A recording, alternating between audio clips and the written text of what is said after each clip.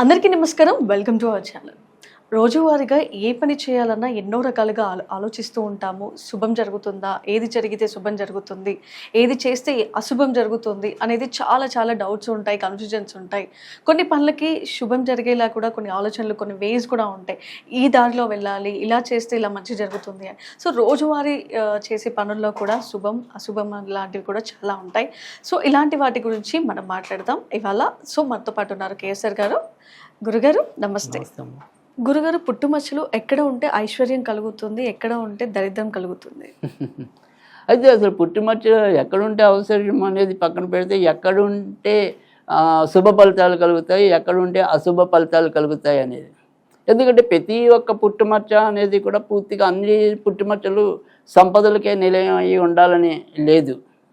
కొన్ని పుట్టుమచ్చలు సంపదను తెచ్చిపెడతాయనుకుంటే, కొన్ని పుట్టుమచ్చలు కీర్తి ప్రతిష్టలు తెచ్చి పెడతాయనుకుంటే, కొన్ని పుట్టుమచ్చలు కొన్ని పనుల్లో విజయాన్ని చేకూర్చి పెడతాయనుకుంటే, ఇలా ఒక్కొక్క పుట్టుమచ్చకి కొన్ని కొన్ని ప్రత్యేక ఫలితాలు అనేవి ఉంటాయి.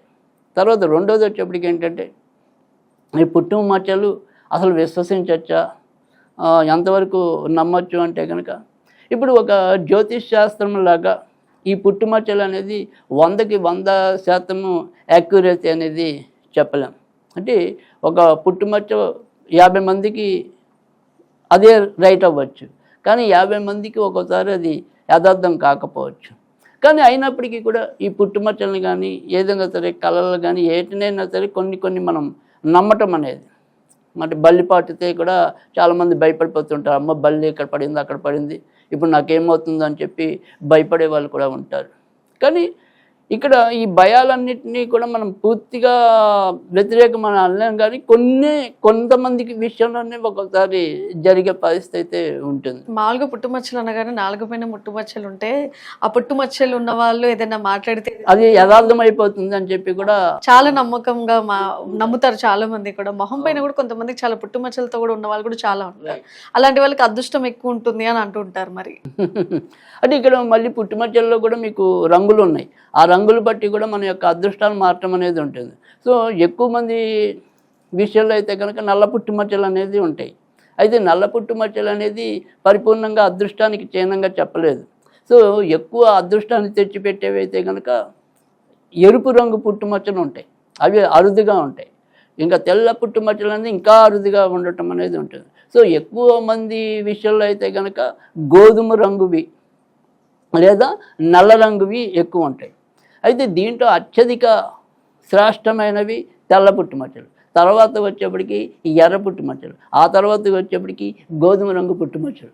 అయితే ఈ పుట్టుమచ్చల్లో కూడా ఇప్పుడు మీరు అడిగినట్టుగా సంపదలు చేకూర్చేవి అయితే కనుక ఏదైనా సరే ఈ గడ్డం మీద ఉండేది మనకి సంపదలు తెచ్చిపెట్టడం అనేది జరుగుతుంది.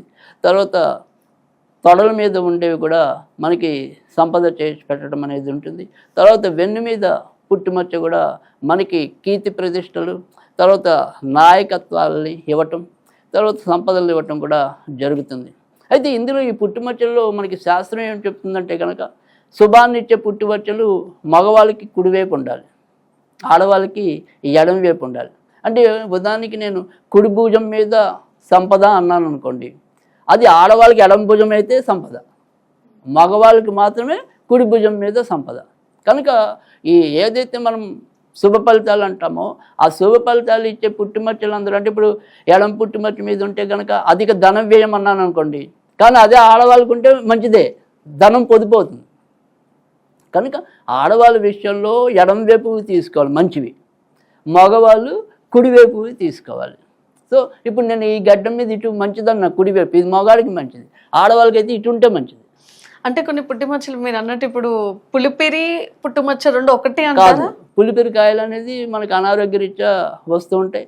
వాటిని మళ్ళీ మనం ఏమంటాం, డాక్టర్ దగ్గరికి వెళ్ళి వాటిని తీయించేసుకోవచ్చు. కానీ పుట్టుమచ్చ అనేది ఇక ఒకసారి మనకి పుట్టుకతోనే ఏర్పడతాయి కాబట్టి వాటిని పుట్టుమచ్చ అంటాం. సో అవి ఎప్పుడు కూడా ఇంకా స్థిరంగానే ఉంటాయి. సో అవి చెదిరిపోయే పరిస్థితి ఉంది. అందుకే మీకు ఎప్పుడైనా సరే మనకి ఇప్పుడు రోజుల్లో నాకు తెలియదు, కానీ మామూలుగా అయితే కనుక ఈ 10th క్లాస్ పరీక్షలు రాసేటప్పుడు కంపల్సరీ వాళ్ళకి మోల్ అనేది ఎక్కడుంది అనేది స్పష్టంగా వాళ్ళు చెప్పాలి. టికెట్ లో కూడా రైట్ సైడ్ మోల్ అలా ఏదైతే ఉంటుందో, ఎందుకంటే అవి మార్చడానికి ఉండదు, మనం సృష్టించుకోవడానికి ఉండదు.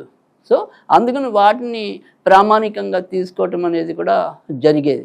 కన్నుపై ఉంటే ఎలా ఉంటుంది? సో గడ్డి పైన ఉంటే కనుక ఖచ్చితంగా సంపన్నత అనేది జరుగుతుంది. తర్వాత పెదం మీద ఉన్నా కూడా, అంటే ఆడవాళ్ళకి ఎడమ కన్నులో ఉండాలి, మగవాళ్ళకి కుడి కన్నులో ఉండాలి, అప్పుడు సంపదలు రావటం అనేది ఉంటుంది. అరచేతిలో ఉంటే కనుక అధిక ధనం వ్యయం అనేది ఉంటుంది. పాదాల మీద ఉంటే కనుక ఎక్కువ ప్రయాణాలు చేయటం అనేది జరుగుతుంది. తర్వాత బాగా దురదృష్టాన్ని ఎక్కువ ఇచ్చేదైతే కనుక ఈ గజ్జల దగ్గర ఎవరికైతే పుట్టుమచ్చ ఉంటుందో వాళ్ళకి డబ్బు నిలవలేకపోవటం, ఎంత ఉన్నప్పటికీ కూడా మళ్ళీ వాళ్ళ స్థితిగతులు కిందకు వచ్చేయటం అనేది ఉంటుంది. కనుక అక్కడ ఎక్కువ అశుభ ఫలితాలని చేర్చడం అనేది చెప్పారు. తర్వాత ఎవరికైతే ఈ ఛాతీ భాగం దగ్గర ఉంటాయో వాళ్ళకి కూడా అదృష్టం సరిగ్గా ఉండదని చెప్పారు. కనుక సంపద ఇచ్చేవి కానీ లేదా శుభ ఫలితాలు ఇచ్చేవి కానీ కంటి మీద ఉండేవి శుభ ఫలితాలు ఇస్తాయి. తర్వాత భుజాల మీద ఉండేవి మంచి ఫలితాలు ఇస్తాయి, తొడల మీద ఉండేవి మంచి ఫలితాలు ఇస్తాయి, హృదయం మీద ఉండేవి కూడా మంచి ఫలితాలు ఇస్తాయి. కనుక ఆ రకంగా శుభ ఫలితాలు ఉండటం అనేది జరుగుతుంది. సో చూసారు కదా, రోజువారీగా చేసే శుభాలు అశుభాల గురించి. మంచి జరిగిన మంచి చేసే దాంట్లో కూడా ఎన్నో తీరులు ఉంటాయి. సో ఈరోజు రోజువారీగా చేసే పనుల్లో మంచి ఏది, చెడు ఏది, ఏ రోజు ఎలా చేయాలనేది చాలా చక్కగా చెప్పారు కేసీఆర్ గారు. మరో ఎపిసోడ్లో మళ్ళీ కలుసుకుందాం. అంతవరకు సెలవు.